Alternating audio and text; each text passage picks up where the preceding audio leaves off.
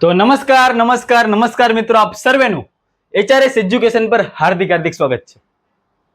શરૂઆત કરીએ એકદમ ધમાકેદાર, એકદમ જોરદાર. આજે હર્ષિલ સર એટલે કે હું HRS આપ સર્વેને પ્રોમિસ આપું છું કે મેં આજથી વિજ્ઞાનનું એક જોરદાર મુહિમ ઉપાડ્યું છે. ચેપ્ટર નંબર 1 થી લઈને ચેપ્ટર નંબર 13 સુધી, ચેપ્ટર 1 થી ચેપ્ટર 13 સુધી એટલે કે વિજ્ઞાનના દરેક ચેપ્ટર, દરેક ટોપિક, દરેક આઈએમપી સવાલ, દરેક પીવાયક્યુ, દરેક MCQ, દરેક 2 માર્ક્સ 3 માર્ક્સ 4 માર્ક્સના બધા જ સવાલ હું HRS આપ સર્વેને 0 રૂપિયાના કોસ્ટ ઉપર ટોટલી ફ્રીમાં, હસતા હસતા, રમતા રમતા ને એવી જોરદાર મેથડ, જોરદાર જોક્સ સાથે આજથી હું શરૂ કરું છું. યાર આવા લેક્ચર ખરેખર હું કહું છું કે પૈસા દેતા દેતા હું આચું કહું તો તમે ઓફલાઈનમાં લેક્ચર લેવા જાવ જ છો, અને ઓફલાઈનમાં તમને 10માની ફી ખબર જ છે, 17, 18, 18,000, 20,000, 15,000 આવી બધી ફી હોય છે. પણ એ બધાને બાદ કરતા ટોટલી 0 રૂપિયાના કોસ્ટ ઉપર હું હર્ષિલ સર HRS આપ સર્વેને ટોટલી બધા જ ચેપ્ટરના ફ્રી લેક્ચર આપવાનું છું. અને આપણે આ યુટ્યુબ ચેનલ ઉપર મિશન ખાલી એક જ છે કે જે પણ આ લોકો આ વિડીયો જોવે છે ને એ બધા લોકોને મારે એક ટાર્ગેટ અચીવ કરાવવો છે, વિજ્ઞાનમાં 80 આઉટ ઓફ 80. આ થંબનેલમાં મેં લખ્યું છે ને એમને નથી લખ્યું, વિજ્ઞાનમાં 80માંથી 80 આવે જ. અને એટલું ઇઝી છે મારા ભાઈ, સાચું કહું છું, એટલું ઇઝી છે. છેલ્લા 4 વર્ષથી સતત વિજ્ઞાન મેં ભણાવ્યું છે, ઓફલાઈનમાં ઓનલાઈનમાં બધામાં જ. ઓનલાઈનમાં તો તમે કદાચ 1 વર્ષથી જોતા હશો, પણ એ પહેલાની મારી જર્ની શરૂ હતી. ઓફલાઈનમાં બી 4 વર્ષથી ભણાવું છું, અને વિજ્ઞાનમાં 80માંથી 80ના સપના સાકાર કરાવ્યા છે. એટલા માટે હું આટલા કોન્ફિડન્સથી કહું છું. તો હું હર્ષિલ સર આપ સર્વેનું ફરી એકવાર માઇક્રોબાયોલોજીસ્ટ આપ સર્વેનું સ્વાગત કરું છું કે આજથી જ આપણે આ વિજ્ઞાનની જર્નીની શરૂઆત કરીએ છીએ. ધોરણ 10નું તમારું સપનું છે A1નું, તો આ વિજ્ઞાન તમારા માટે બહુ કામનું છે. અને સાચું કહું છું કે વિજ્ઞાન અને અંગ્રેજીમાં બી હું હર્ષિલ સર અંગ્રેજી ભણાવું જ છું. અંગ્રેજીના બી લેક્ચર આવવાના છે, ડોન્ટ વરી. તો વિજ્ઞાન અને અંગ્રેજી માટે ટોટલી જવાબદારી હર્ષિલ સર HRS લઈ રહ્યા છે. તો આજથી આપણે વધારે વાત ના કરતા શરૂ કરીએ છીએ ચેપ્ટર નંબર 1, અને એમાં પણ લેક્ચર 1 હું બધા જ ટોપિકને એકદમ 15-15, 10-10, 15 મિનિટના વિડીયોમાં વેચી દઈશ. આખું ચેપ્ટર તમારું જે છે એક આખા વિડીયોમાં પતાવતા બે આવડે છે, પણ 2-3 કલાકનો વિડીયો જોવો એના કરતાં બેટર એ છે કે રોજ ખાલી 10-10 મિનિટ જોવો. તમે 15 મિનિટનો લેક્ચર હોય, 5 થી 6 વિડીયોમાં કદાચ 7 થી 8 વિડીયોમાં આપણો ચેપ્ટર પતી જાય. એટલે નાના વિડીયો બનાવવાનું મારું કામ છે. મોટા મોટા વિડીયો હું બનાવીશ જ્યારે તમારો રિવિઝનનો ટાઈમ હશે ને ત્યારે આખું ચેપ્ટર એકવાર પતી જાય ને પછી આખો 1 શોટ રિવિઝન બી કરાવી દઈશ તમને, કે જેથી યાદ આવે. અને મેં તમને પ્રોમિસ આપી હતી કે છેલ્લે સુધી, બોર્ડ એક્ઝામ સુધી HRS તમને સાથ આપશે, અને વાત સાચી છે. પણ તમારે ખાલી એક જ વસ્તુ કરવાની છે મારા ભાઈ, ખાલી વિડીયો પર પહેલી વાર હોય ને તો લાઈક કરી દેજો, ચેનલ પર પહેલી વાર તો સબસ્ક્રાઇબ કરી દેજો, કારણ કે આ ચેનલ તમારા માટે યાર જોરદાર સાબિત થશે. તો શરૂઆત કરીએ આજે ચેપ્ટર નંબર 1, રાસાયણિક પ્રક્રિયાઓ અને સમીકરણો. 9મામાંથી 10મામાં આવીએ એટલે આ ચેપ્ટર તમને થોડુંક અલગ લાગશે, પણ વિજ્ઞાન જરીક પણ અઘરું નથી. આ હર્ષિલ સર સાથે જો તમે ભણી લીધું ને યાર, ખરેખર કહું છું યાર બહુ મજા આવવાની છે. હસતા હસતા ચેપ્ટર ક્યારે પતી જાય, આપણે 80માંથી 80 ક્યારે આવી જાય ને ખબર નહીં પડે. તો ચેપ્ટર નંબર 1 રાસાયણિક પ્રક્રિયા અને સમીકરણો શરૂ કરીએ છીએ આપણે. આજના આ લેક્ચરનું મુહિમ એક જ છે, એક ગોલ એક જ છે કે આજે મારે પ્રસ્તાવના અને ફેરફાર આ 2 ટોપિક પર વધારે ધ્યાન આપવાનું છે. બરાબર, દરેક વિડીયોમાં અહીંયા ચેપ્ટરનું નામ લખ્યું હશે, ચેપ્ટર 1, એની બાજુમાં લેક્ચર 1, આ પહેલો લેક્ચર છે એટલે કાલ લેક્ચર 2 આવી જશે. અને આ ટોપિક બદલાતા રહે. આજનો ટોપિક છે પ્રસ્તાવના અને ફેરફાર, આ 2 વસ્તુ આપણે કરવાની છે. અને નીચેની ટેગલાઈન એક જ છે ભાઈ, 80માંથી 80 આવશે, આવશે ને આવશે જ. બરાબર, તો લેક્ચર 1 ની આપણે ફાઇનલી આપણે શરૂઆત કરી દઈએ. રાસાયણિક પ્રક્રિયાઓ અને સમીકરણો. સૌથી પહેલા શરૂ કરતા પહેલા આપણને બધાને એક વસ્તુ તો ખબર હોય જ છે, ધેટ ઇઝ આ ચેપ્ટરનો ગુણભાર શું છે. ભાઈ મારે મેઇન ટાર્ગેટ છે બોર્ડ એક્ઝામ 2027 ને ક્રેક કરવાનો, અને બોર્ડની એક્ઝામમાં મારે મેઇન છે ગુણભાર. વેઇટેજ કેટલું છે સર આ ચેપ્ટરનું? આ ચેપ્ટર હું ભણું છું તો મને આમાંથી કેટલા માર્ક્સનું પૂછાશે, મારે કેટલા માર્ક્સને ટાર્ગેટ કરવાના છે. ભાઈ તમે આ ચેપ્ટર ભણો છો, આ ચેપ્ટર પતી જાય તો તમારા 5 માર્ક્સ સેક્યોર થઈ જાય. આનો મતલબ એમ કે તમારે આમાંથી એક 2 માર્ક્સનો સવાલ આવવાનો છે, અને તમારે આમાંથી અંદર એક 3 માર્ક્સનો સવાલ આવવાનો છે. તો 2 માર્ક્સ અને 3 માર્ક્સ બંને માટે આ ચેપ્ટર મોસ્ટ ટાઈમપી છે. કયા કયા સવાલ આવવાના છે, કેવી રીતના બોર્ડવાળા પૂછવાના છે, બધી જ વસ્તુ હું તમને કરાવી દઈશ મારા જ લેક્ચરમાં. બરાબર, એટલે ડોન્ટ વરી યાર, આ એક ચેનલ તમારા માટે વિજ્ઞાનમાં 80માંથી 80 અને અંગ્રેજીમાં બી સારામાં સારા ટાર્ગેટ માટે આ HRS તમને બહુ કામ લાગશે. ચાલો, આજનો ગોલ શું છે? ભાઈ સૌથી પહેલા હું બેઝિક પ્રશ્નોથી શરૂ કરીશ. આ ચેપ્ટર શું કામ છે, શું શું આમાં આવવાનું છે, શા માટે કામ લાગશે, એ બધી વસ્તુ. રાસાયણિક પ્રક્રિયા કોને કહેવાય? રાસાયણિક પ્રક્રિયા. અને એ છેલ્લે આવશે ફેરફારો. 2 પ્રકારના ફેરફાર આવે છે, બધી જ વસ્તુ આજે હું તમને કહી દઈશ. અને એક નાનો અમથો પ્રયોગ કે જે તમારી બોર્ડની પરીક્ષા માટે મોસ્ટ ટાઈમપી છે, એ પ્રયોગ પણ હું આજે જ લઈ લેવાનો છું. એટલે આ આપણા લેક્ચરનો ટાર્ગેટ છે. ખાલી એક જ વસ્તુની પ્રોમિસ આપજો મારા ભાઈ, આજના લેક્ચરથી શરૂઆત કરો. ખાલી હારે તમારી એક નોટ લઈ લો અને 2-3 બોલપેન લઈ લો, લાલ, બ્લેક, બ્લુ, તમારે જે ફાવે તે. અને નોટ્સ બનાવતા જાઓ, વિડીયો જોતા લખતા જાઓ, કારણ કે રિવિઝન માટે બહુ કામ લાગશે. ખાલી વિડીયો જોવાથી કામ નહીં લાગે. એટલે આજથી જ જોરદાર ટાર્ગેટ નક્કી કરી નાખો. મારે ગોલ છે 80માંથી 80નો. નોટ પેન અને આપણો વિડીયો શરૂ કરી દો તમારી પ્રેક્ટિસ અને જોરદાર આ લેક્ચર તમને કામ લાગવાનું છે. તો વધારે વાત ના કરતા શરૂ કરીએ આપણે પ્રસ્તાવનાથી. ચેપ્ટરનું નામ તમને બધાને ખબર જ છે, રાસાયણિક પ્રક્રિયાઓ. રાસાયણિક પ્રક્રિયાઓ અને સમીકરણો. સર પેલા તો મને એ કહો કે આ ચેપ્ટર છે હું ભણું શું કામ? પેલો તો વાત મારી કે ભણવાનું એટલા માટે કારણ કે બોર્ડની એક્ઝામ આપણે આપવાના છે, 5 માર્ક્સનું પૂછવાનું છે. પણ ના એવું નહીં. આ ચેપ્ટર આપણા રોજિંદા જીવન સાથે બહુ સંકળાયેલું છે. સૌથી પહેલા આપણે બેઝિક આનું ઇંગ્લિશ જોઈએ. રાસાયણિક પ્રક્રિયા કહેવાય શું આને? રાસાયણિક કેમિકલ મારા ભાઈ, પ્રક્રિયાઓ પ્રોસેસ અને એન્ડ સમીકરણો equation. Chemical process and equation આ ચેપ્ટર છે, 5 માર્ક્સનું પૂછાય છે. એક 2 માર્ક્સનો સવાલ, એક 3 માર્ક્સનો સવાલ. પણ હવે થોડીક પ્રસ્તાવનાથી શરૂઆત કરીએ આપણે. સર સૌથી પહેલા તો મને એમ કહો કે રાસાયણિક પ્રક્રિયા છે શું? ચાલુ આ રાસાયણિક પ્રક્રિયા છે શું? તો હું તમને ખાલી એક સીધી વાત કરું, એકદમ સીધી વાત. આપણે દૂધ જે છે એ દૂધમાંથી આપણા ઘરે દહીં બનતું હોય છે. સાચી વાત છે? યસ સર, 100% સાચી વાત છે. દૂધમાંથી સર દહીં બને જ છે. સર બીજી વસ્તુ તમને એમ કહું કે તમારા બધાના ઘરની બારી ઉપર કે ક્યાંક ને ક્યાંક લોખંડ તો તમે જોયું હશે, સ્કૂલમાં કે ટ્યુશનમાં ક્યાંક લોખંડ હશે. સર એ લોખંડને ક્યારેક કાટ લાગી જાય છે. હા સર સાચી વાત, કાટ લાગી જાય છે. તો આ બધું શું છે? યાર આ બધી રાસાયણિક પ્રક્રિયા છે. પણ ડોન્ટ વરી, અત્યારે એટલું બધું ટેન્શન ના લ્યો. સર આટલું સ્પીડમાં ના જાઓ, એકદમ બેઝિકથી કહું. આને ભણવા માટે હું તમને પેલા 2 વસ્તુ ભણાવી દઉં, એન્ડ ધેટ ઇઝ ફેરફારો. આપણે આનાથી શરૂઆત કરીએ, ફેરફારથી. ફેરફાર આવડશે ને તો બધું આવડી જાય. સર ફેરફાર શું છે? તો ભાઈ ફેરફાર થવો એટલે કે બદલાવ થવો. ફેરફાર થવો એટલે કે શું થાય? બદલાવ થાય. સર કેટલા ફેરફાર આવે? તો મારા ભાઈ યાદ રાખજો, 2 પ્રકારના ફેરફાર આવે. એક આવે ભૌતિક ફેરફાર અને એક આવે રાસાયણિક ફેરફાર. ઇંગ્લિશમાં કેવી તો ભાઈ ભૌતિક એટલે ફિઝિકલ, રાસાયણિક એટલે કેમિકલ. સર એક કામ કરો, મને એક્ઝામ્પલ આપીને સમજાવો.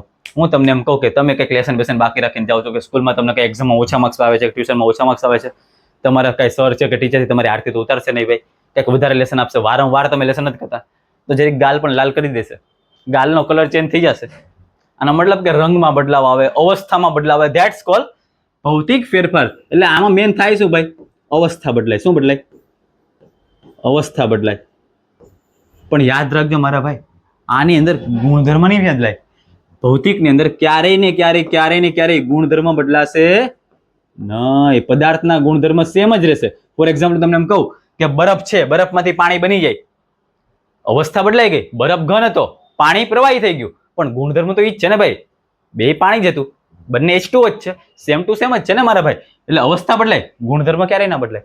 પણ રાસાયણિકની અંદર મારા ભાઈ યાદ રાખજો, ગુણધર્મ જ બદલાઈ જાય.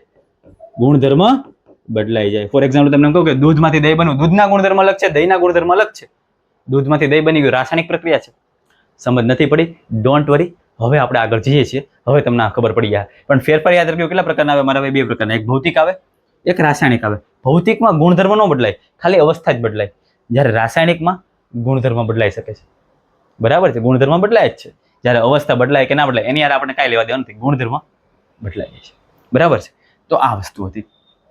સર મને એમ કહો કે હું છે ને ક્યાં રહું છું ખબર? તો હું સર મારી સોસાયટીમાં રહું છું, હું મારા ઘરમાં રહું છું, હું આ પૃથ્વી ઉપર રહું છું. આ તો ભાઈ શું થઈ ગયું? આપણે ગમે ત્યાં રહેતા હોય, આપણી આજુબાજુ ઘણી બધી રાસાયણિક પ્રક્રિયા થાય છે. અને આ જ 2 માર્ક્સનો પહેલો સવાલ આ ચેપ્ટરનો છે. 2 માર્ક્સમાં પૂછાય એવો સવાલ છે, ખાસ યાદ રાખજો. તમારી કદાચ સ્કૂલની એક્ઝામ હોય કે ટ્યુશનની વીકલી એક્ઝામ હોય, એમાં આ સવાલ પૂછાઈ જાય. સવાલ શું છે? તો આપણી આસપાસ જોવા મળતી રાસાયણિક પ્રક્રિયા, કઈ પ્રક્રિયા?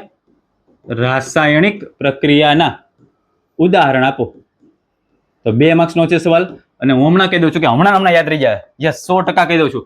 આ સવાલ તમને હમણાં યાદ રહી જશે. એવી રીતના હું તમને કરાવી દઈશ. બરાબર? આ ચેપ્ટરનો આ પહેલો વિડીયો પતશે ત્યાં તમને ખબર પડી જાય કે મને આ ચેપ્ટરમાંથી ઘણું બધું આવડી ગયું. બરાબર? ચાલો સૌથી પહેલા સ્ટાર્ટ કરીએ આપણે.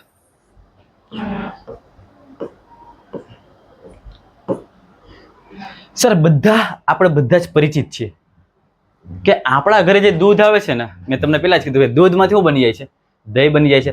તો આપણી આસપાસ જોવા મળતી રાસાયણિક પ્રક્રિયાને આપણે જ્યારે ઉદાહરણ લખીએ તો એમાં હું તમને જે પ્રમાણે કહું છું એમ તમે લખતા. સૌથી પહેલી વાત શું છે? તો સાહેબ દૂધ છે ને, દૂધ, એ દૂધમાંથી તો કે દહીં બની જાય છે. સર સાચી વાત છે, 100% સાચી વાત છે. પણ સર હમણાં હું બધું નોટિસ કરું છું કે આ ઉનાળાની અંદર હું દૂધને બહાર રાખું ને તો ઉનાળામાં દૂધ બગડી જાય છે. આ પણ શું છે ભાઈ? રાસાયણિક પ્રક્રિયા છે. ઉનાળામાં દૂધનું બગડવું. ઓકે સર, બે વસ્તુ થઈ ગઈ. ત્રીજી વસ્તુ મને એમ કહ્યું, તો આપણા બધાના ઘરે રસોડું છે? યસ છે જ. અને આ રસોડાની અંદર શું બનાય? તો ખોરાક બનાવવામાં. તો ખોરાકનું રંધાવું, તો ખોરાકનું રંધાવું શું છે? સર સાચી વાત છે ભાઈ, ખોરાકનું રંધાવું પણ એ રાસાયણિક પ્રક્રિયા જ છે. આ ખોરાક રંધાઈ ગયો પછી ખોરાક આપણે બનાવ્યો છે કામ? તો ખાવા માટે.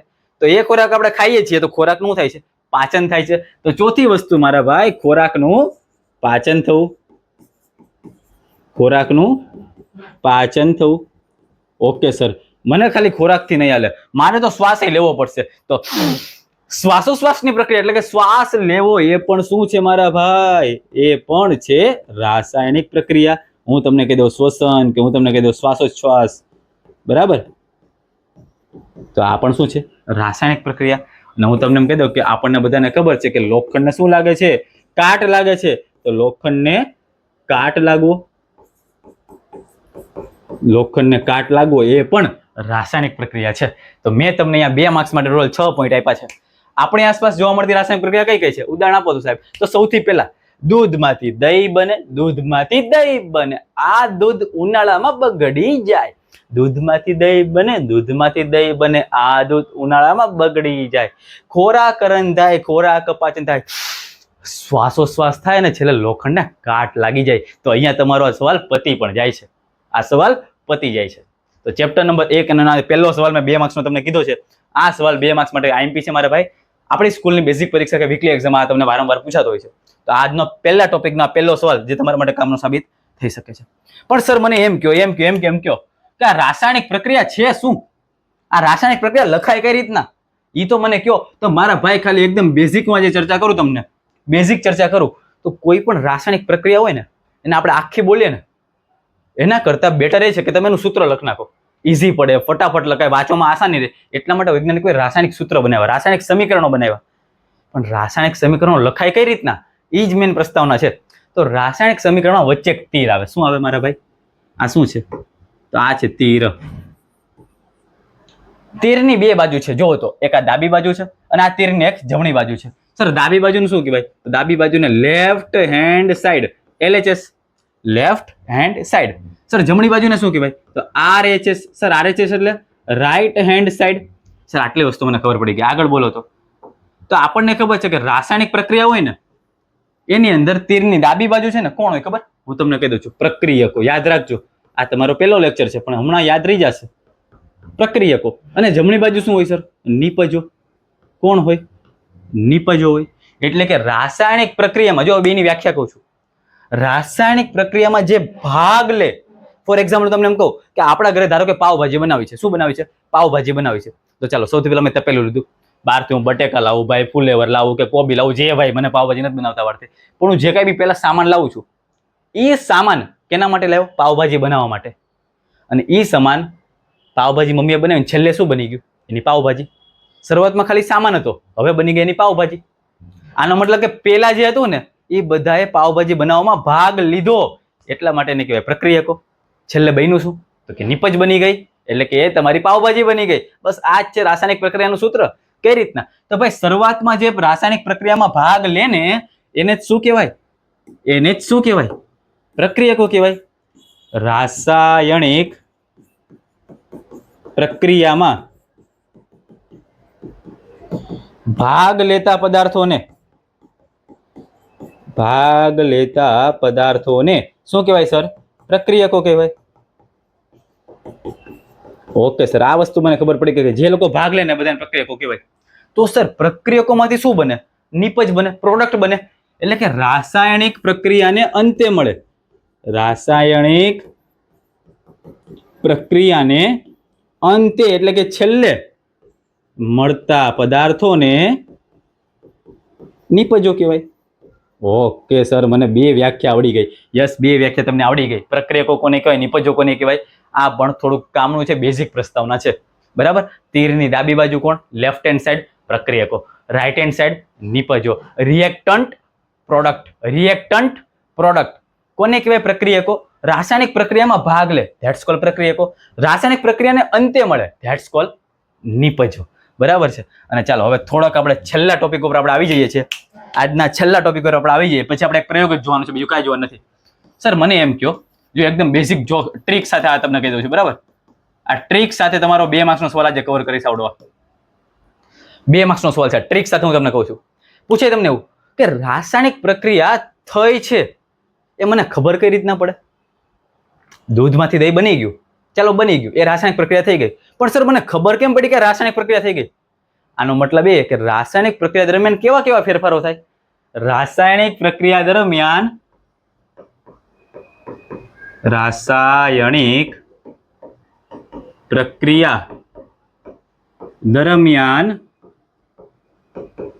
કેવા ફેરફારો થાય? આ મને પૂછાય કેટલા માર્ક્સમાં?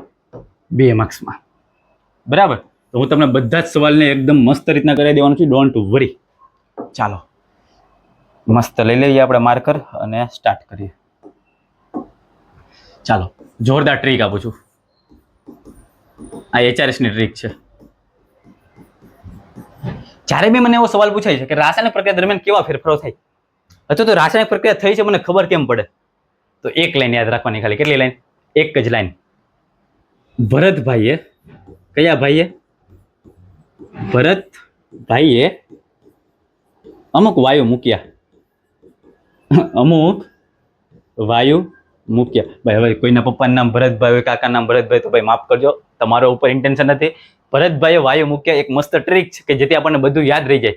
બરાબર. કઈ રીતના યાદ રહે? તો જુઓ તો સર, ભરતભાઈની અંદર, કયા ભાઈની અંદર? ભરતભાઈની અંદર સૌથી પહેલા ભ આવ્યો. ઓકે, ચલ આનો લઈ લ્યો. તો આને એવું કહેવાય ભ ઉપરથી? તો કે ભૌતિક અવસ્થા બદલાય. ઓહો, મને પહેલો પોઈન્ટ આવડી ગયો. 4 પોઈન્ટ છે, એમાંથી પહેલો પોઈન્ટ મને આવડી ગયો. જ્યારે મને આ સવાલ પૂછે કે કેવા ફેરફારો થાય, ખાલી 4 જ ફેરફારો થાય. પહેલું તો મને આવડી ગયું, ભ ઉપરથી ભૌતિક અવસ્થા બદલાય છે, એટલે કે ભૌતિક અવસ્થામાં ફેરફાર થાય છે. સર બીજી વસ્તુ ર દેખાણી.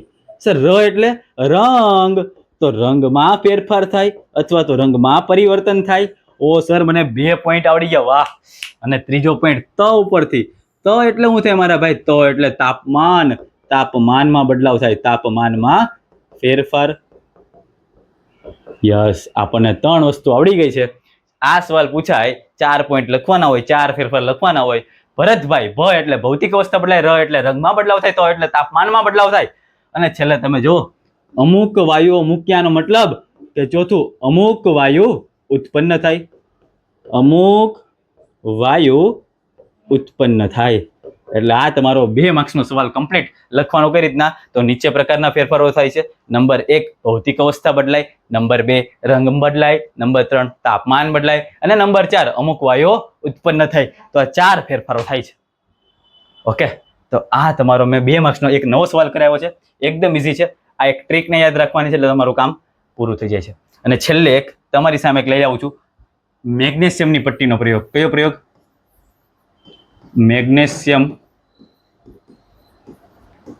ની પટ્ટીનો પ્રયોગ.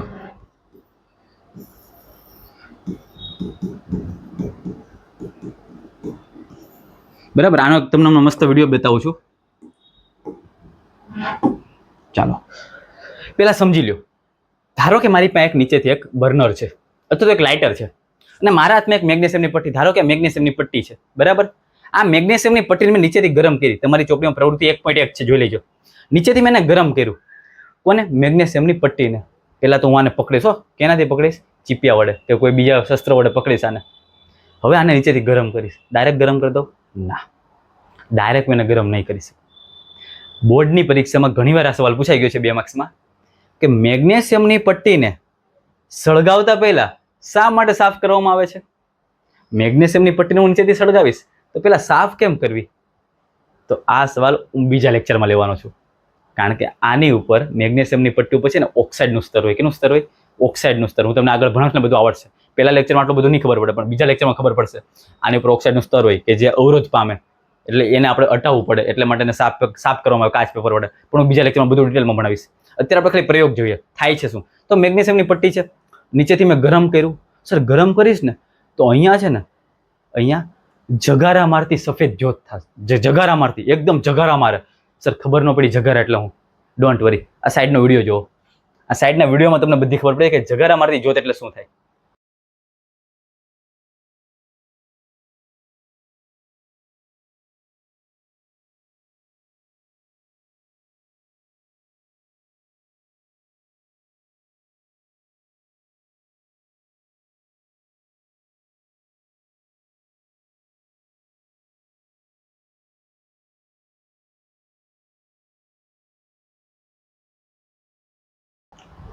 તો આ રીતની જગારા મારતી જ્યોત હોય, આ રીતના આખો પ્રયોગ થાય છે. અને જગારા મારતી જ્યોત તારે સળગે એટલે નીચે સફેદ કલરનો પાવડર મળે. મેગ્નેશિયમની પટ્ટીનો હવે નીચે પાવડર મળશે, એને જ કહેવાય મેગ્નેશિયમ ઓક્સાઇડ. એટલે હું તમને આ પ્રયોગ કહું તો ધારો કે એક મેગ્નેશિયમની પટ્ટી છે. મેગ્નેશિયમ એટલે Mg મગનભાઈ. હવાની હાજરી હોય એટલે કે ઓક્સિજન હોય. હવાની હાજરી હોય એટલે કોણ હોય? ઓક્સિજન હોય. આ પ્રક્રિયા થઈને બને છે MgO, એને જ કહેવાય મેગ્નેશિયમ ઓક્સાઇડ. જો આ તીર છે, આ તીરની ડાબી બાજુ મેં શું લખ્યું? તો ડાબી બાજુ જે કઈ બી છે ને બધા શું છે? પ્રક્રિયકો. આપણી પ્રક્રિયામાં કેટલા પ્રક્રિયકો છે? તો સર 2 છે, એક મેગ્નેશિયમ છે ને એક ઓક્સિજન છે. આ તીરની જમણી બાજુ કોણ છે? તો એક જ વસ્તુ છે, નિપજ. એક જ વસ્તુ છે, નિપજ, મેગ્નેશિયમ ઓક્સાઇડ. ચાલો સર આને શું કહેવાય? તો આને કહેવાય મેગ્નેશિયમ. સર આને ઓક્સિજન, અને આને કહેવાય sir magnesium oxide. Magnesium oxide. અને આ સફેદ કલરનો પાવડર મળે, યાદ રાખજો. કેવા પાવડર મળે? સફેદ કલરનો. સર આ સંતુલિત લાગે છે? આપણને છે ને બોર્ડની પરીક્ષામાં 2 માર્ક્સમાં સવાલ પૂછાય કે નીચેની પ્રક્રિયાઓને સંતુલિત કરો, પણ સંતુલિત કરતા નથી આવડતી. ડોન્ટ વરી, શીખવાડીશું. એનો બી એક સ્પેશિયલ ટોપિક આવશે, સ્પેશિયલ આખો લેક્ચર આવશે. આ જ ચેપ્ટરમાં આવે છે બધું, બરાબર. પણ આગળ ધીમે ધીમે વિડીયો આવશે. પણ ત્યારે તમને બેઝિક કહું, સંતુલિત એટલે શું? તીરની આ બાજુ અને તીરની આ બાજુ સંખ્યા સરખી થાય એને જ કહેવાય સંતુલિત. ફોર એક્ઝામ્પલ, અહીંયા મેગ્નેશિયમ કેટલા છે? સર 1 જ છે. અહીંયા મેગ્નેશિયમ સર અહીંયા 1 જ છે. જો અહીંયા ઓક્સિજન સર કેટલા છે? સર 2 છે. અહીંયા ઓક્સિજન સર 1 જ છે.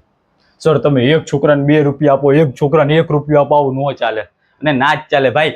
અહીંયા જો 2 છે, અહીંયા કેટલા છે મારા ભાઈ? જો અહીંયા જો ઓક્સિજન 2 છે, અહીંયા 1 છે, તો મારે અહીંયા છે ને 2 મૂકવા પડે. હા કે ના? નીચે ક્યારે ના મુકાય? અહીંયા ના મુકાય, આગળ જ મૂકવા પડે. તો અહીંયા 2 છે તો મેં ઓક્સિજન અહીંયા બી 2 કરી નાખ્યા. પણ સર ઓક્સિજન તો 2 થઈ ગયા, પણ હારો મગનભાઈ મેગ્નેશિયમ 2 થઈ ગયા. તો કાંઈ નહીં ભાઈ, આની આગળ 2 મૂકી દો. હવે બધું સંતુલિત થઈ ગયું. જોઈ લો ભાઈ, અહીંયા મેગ્નેશિયમ 2, અહીંયા 2, અહીંયા ઓક્સિજન 2, અહીંયા પણ 2. કામ મારું પૂરું. આ સમીકરણ સંતુલિત. પણ આ સંતુલિત સમીકરણ જે કર્યું છે એ પ્રયોગ છે. આ પ્રયોગ મેં તમને વિડીયો બતાવ્યો, આવી રીતના થાય છે. યાદ શું રાખવાનોમાં? તો મેગ્નેશિયમની પટ્ટી કેવી જોતારે સળગે? જગારા મારતી સફેદ જોતારે સળગે. છેલ્લે જે પાવડર મળે, કેનો પાવડર મળે? મેગ્નેશિયમ ઓક્સાઇડનો પાવડર મળે. એનો રંગ કેવો હોય? સફેદ કલરનો રંગ હોય. આ ચેપ્ટર અહીંયા આપણે પહેલો લેક્ચર, એ પહેલા લેક્ચરની પૂર્ણાહુતિ કરું છું. છેલ્લે મેં આજ ખાલી તમને બતાવ્યું. શરૂઆત એકવાર રિવિઝન કરાવી દઉં તમને. તો સૌથી પહેલા ભાઈ 5 માર્ક્સનો ગુણભાર હતો.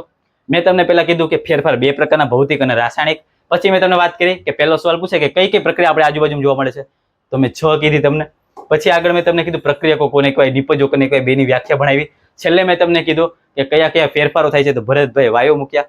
અને એક આપણે પ્રયોગ જોયો મેગ્નેશિયમની પટ્ટી વાળો. મેગ્નેશિયમની પટ્ટીને સાફ કેમ કરવામાં આવે છે એ 2 માર્ક્સમાં IMP સવાલ છે. નેક્સ્ટ લેક્ચરમાં આપણે જોશું. બાકી આજના લેક્ચરમાં મજા આવી તો યાર એકવાર પ્લીઝ લાઇકનું બટન દબાવી દેજો. અને હવે આ પહેલો લેક્ચર હતો, છેલ્લો લેક્ચર આવે ત્યાં સુધી HRS સાથે બન્યા રહેજો. કારણ કે HRS તમને એવું ભણાવશે કે બોર્ડ એક્ઝામમાં વિજ્ઞાનમાં 80માંથી 80નો ટાર્ગેટ અચીવેબલ થશે ને થશે. તો વધારે વાત ન કરતા હું HRS આપ સર્વેની વચ્ચે વિદાય લઉં છું. મળીએ છીએ લેક્ચર નંબર 2માં. ત્યાં સુધી દરેક લોકોને જય હિન્દ, જય ભારત.